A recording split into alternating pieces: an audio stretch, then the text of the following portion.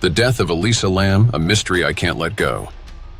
I don't know why Elisa Lam's case got under my skin the way it did, but from the moment I heard about it, I couldn't stop thinking about her. Maybe it was because she was close to my age when it happened. Or maybe it was the footage, the haunting, chilling elevator footage that gripped me and refused to let go. I first stumbled upon the story in early 2014, about a year after she was found. It was a lazy evening, and I was scrolling through a rabbit hole of unsolved mysteries online when her name popped up. At the time, I hadn't heard much about the case, but that quickly changed. The more I read, the deeper I sank into the details, each one more unsettling than the last. Elisa Lam, a 21-year-old student from Vancouver, was traveling alone through California in January 2013. She checked into the Cecil Hotel, a notorious and rundown building in downtown Los Angeles that had a long, dark history. On January 31st, Elisa disappeared without a trace.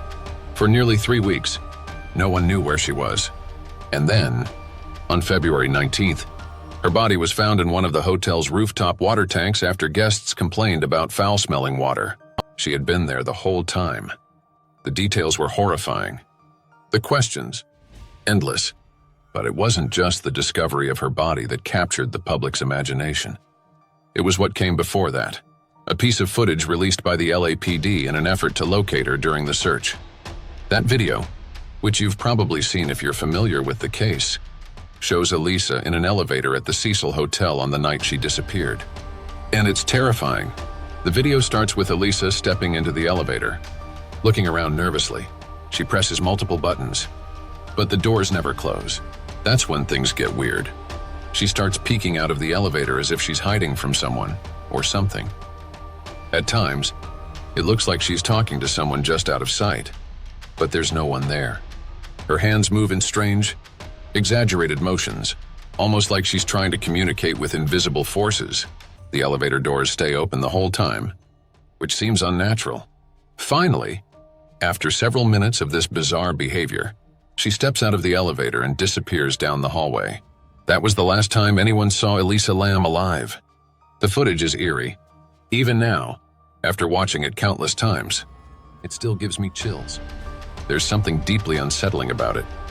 Something that doesn't add up. It's not just her strange behavior. It's the fact that the elevator doesn't work the way it's supposed to. And her body language, it feels like she's running from something or someone. But what? Or who? That's the question that still haunts me.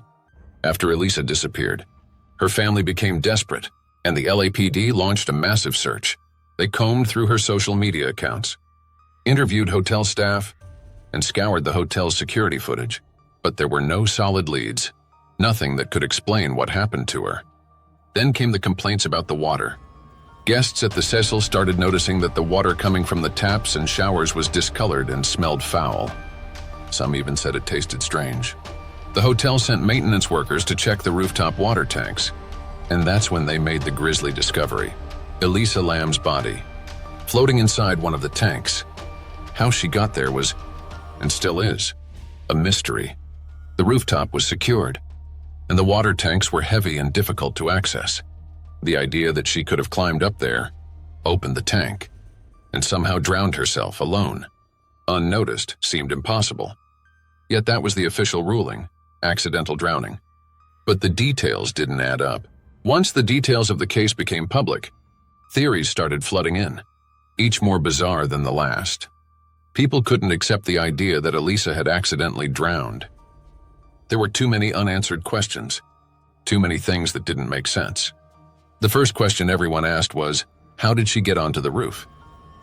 The Cecil Hotel had strict security measures in place, including alarms on the rooftop doors. To reach the tanks, she would have had to bypass those alarms or use the staff-only access points. Yet there was no evidence that the alarms had been triggered, and the rooftop was generally off-limits to guests. The second question, how did she get inside the tank? The tanks were large, industrial-sized containers with heavy lids. It would have been incredibly difficult for Elisa to climb inside on her own, let alone close the lid behind her. And even if she had managed to get in, how did she drown? She was a healthy young woman. There was no sign of foul play. No drugs or alcohol in her system, and the coroner ruled out any physical trauma. It didn't make sense. None of it did. And then there was the elevator footage. People began to pick apart every second of it, looking for clues.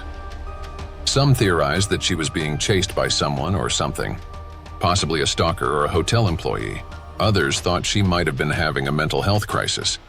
Elisa did have a history of bipolar disorder, but that still didn't explain how she ended up in the tank.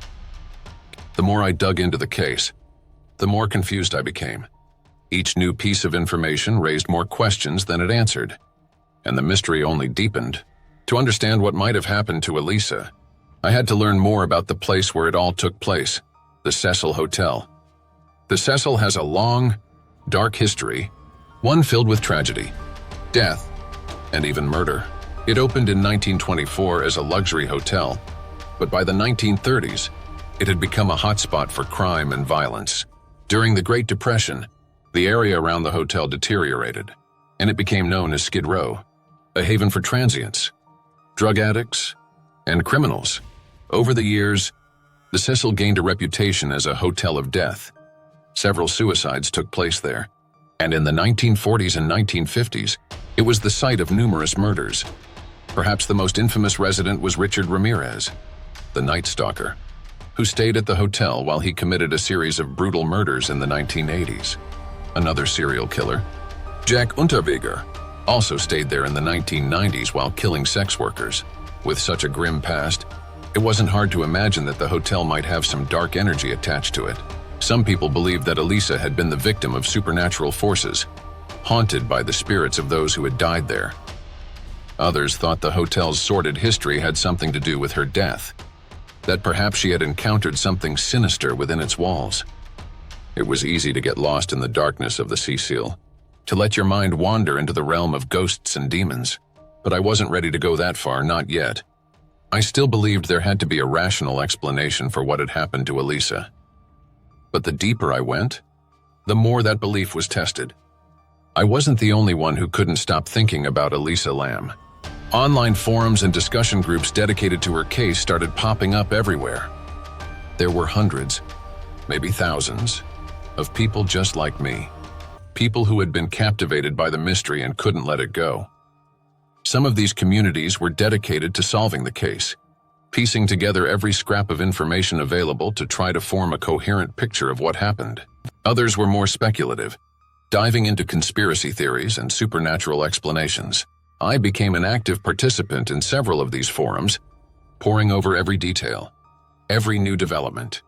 No matter how small, we analyzed the autopsy report, debated the significance of the elevator footage, and shared every possible theory that crossed our minds. One theory that gained traction was the idea that Elisa had been murdered by someone at the hotel, possibly a staff member or a guest who had access to the rooftop. Some pointed to the strange behavior of the hotel manager, who seemed evasive during interviews and reluctant to share details about the security systems. Others speculated that Elisa might have stumbled upon something she wasn't supposed to see, leading to her being silenced. But none of these theories explained everything. None of them tied all the loose ends together. The elevator footage became an obsession for many of us. We watched it over and over again, looking for clues. Some people thought they could see shadows in the hallway, suggesting someone was following her. Others believed the video had been edited. There were strange time jumps, as if certain frames had been removed. One particularly eerie theory was that Elisa was playing a game known as the elevator game, a supposed supernatural ritual that originated in South Korea. According to the game's rules, a person must enter an elevator alone, press a series of buttons, and if done correctly, they would be transported to another dimension. In this alternate reality, a mysterious woman would appear, but the player was never to speak to or acknowledge her, or they would be trapped forever. It was a chilling idea, but could something like that really explain what happened to Elisa? Was it possible she had unknowingly summoned something, or someone, while playing the game? I wasn't sure what to believe anymore. The deeper I dug, the more the line between reality and fantasy blurred. Despite all the theories, the official investigation into Elisa's death stalled. The LAPD ruled out foul play, and the case was closed as an accidental drowning. But that didn't sit right with any of us. The idea that she had simply wandered onto the roof, climbed into the water tank, and drowned didn't explain the strange behavior in the elevator, the lack of trauma to her body, or how she had even gotten into the tank in the first place. Many of us in the online community believed that the investigation had been mishandled, that key pieces of evidence were being overlooked or ignored. We continued to dig, hoping to uncover something that would explain the mystery once and for all. But as the months went by, new information became harder and harder to come by. The case was slipping further into the realm of unsolved mysteries, and with each passing day, the chances of finding a definitive answer seemed to grow slimmer. Yet, I couldn't let go. Something about Elisa's case wouldn't let me walk away. As I delved deeper into Elisa's background, I began to learn more about her struggles with mental health. Elisa had been diagnosed with bipolar disorder and depression, conditions that she had been open about on her Tumblr blog, where she often shared her thoughts and feelings. Some people in the online forums suggested that her mental health issues could explain her strange behavior in the elevator and her eventual death. Perhaps she had experienced a manic episode, causing her to act erratically and leading her to accidentally fall into the water tank. But this theory didn't feel right to me. Elisa had been managing her condition with medication, and her autopsy showed that she had been taking her prescribed doses at the time of her death. While it was possible that her mental health had played a role in her behavior, it didn't explain everything. There were still too many unanswered questions that couldn't be explained by a simple manic episode. I felt conflicted. On the one hand, I didn't want to dismiss the possibility that Elisa's mental health had contributed to her death. On the other hand, it felt like too convenient of an explanation, one that didn't account for the strangeness of the case as a whole. As the months passed, my obsession with Elisa's case deepened. I started to feel like the Cecil Hotel itself was somehow a part of the mystery, that the building had a dark energy that had swallowed Elisa whole.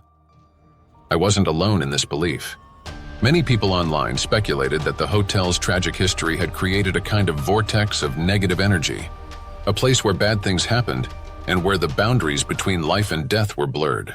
Some even believed that the spirits of those who had died at the hotel were still lingering, trapped within its walls.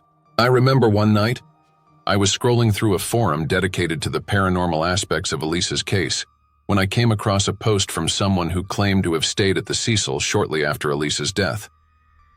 They described feeling an overwhelming sense of dread as soon as they entered the building, like they were being watched. They said they had trouble sleeping, hearing strange noises throughout the night, and even seeing shadowy figures in the corners of their vision. The post sent a chill down my spine. I had never been to the Cecil Hotel, but I could imagine the feeling of being there, surrounded by the weight of so much death and tragedy. I began to wonder if Elisa had felt that same presence. Had she been drawn to the roof by something beyond her control? Something that had been waiting for her in the darkness? Eventually, my obsession led me to a decision that I hadn't expected. I had to visit the Cecil Hotel. I knew it was extreme. Most people would think I was crazy for wanting to visit the place where Elisa had died. But I felt like I needed to see it for myself. Maybe being there would help me understand what had happened to her. Maybe it would give me some kind of closure. So, I booked a flight to Los Angeles and made my way to the infamous hotel. When I arrived, the building looked just as I had imagined it: tall, imposing, and slightly decrepit. The neighborhood around it, known as Skid Row, was filled with people struggling to survive, and the hotel itself felt like a relic of a darker time. There was an eerie stillness to the place, like it had been frozen in the past, untouched by the modern world. As I walked into the lobby, I couldn't help but feel a shiver run down my spine. The air was thick, and the atmosphere felt heavy, as if the walls themselves were holding on to the weight of the tragedies that had unfolded within them. I asked the front desk if I could see the rooftop, but they told me it was off-limits to guests. Disappointed, I wandered around the hotel instead, exploring its dimly lit hallways and creaking stairwells. I couldn't shake the feeling that I was being watched, that there was something lurking just out of sight, waiting for me to let my guard down. After visiting the Cecil, I returned home, still haunted by the experience. Being in that hotel had left me with more questions than answers. I had hoped for some kind of revelation, but instead, I felt more lost than ever. I began to wonder if I would ever find out what really happened to Elisa Lam. Had she been the victim of something supernatural? Or was her death the result of a tragic accident? One that had been exacerbated by her mental health struggles? The more I thought about it, the more I realized that I might never know. There was no definitive answer, no neat resolution to the mystery. Elisa's death would remain unsolved, a haunting reminder that some things in life can't be explained. But even though I didn't have the answers I had been searching for, I couldn't shake the feeling that Elisa's story was important, that it mattered. Her life, her struggles, and her death had touched so many people, and her case had become a symbol of the unknown, a puzzle that might never be fully solved. In the years that followed, I tried to move on from Elisa's case, but it remained a part of me.